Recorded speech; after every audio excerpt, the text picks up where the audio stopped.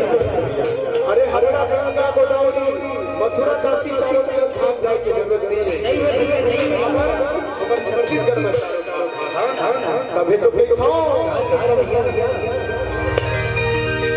चारों धाम सही लागे छत्तीसगढ़ के चारों धाम सही लागे छत्तीसगढ़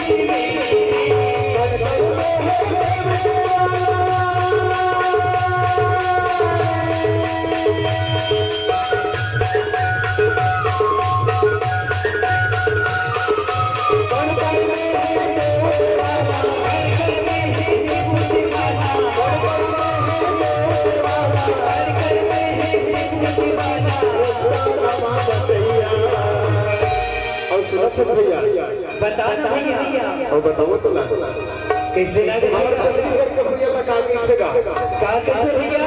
अरे धान के कटोरा अरे धान की कटोरा कहते से हमारे छत्तीसगढ़ के भैया धान के कटोरा कहते का घर नाम से? ये हमारे जम्मू मयार किसान भाई मन के नाम से। सही बात है भैया। हमार रात दिन मेहनत करके रात लौटता से तभी हमारे देश के पेट न भरते। सही बात है ना। तभी तो देखो संगवारी गाय की तो संगवारी तोरे गीत गाहो मुर्गा की नगरिया दुनिया के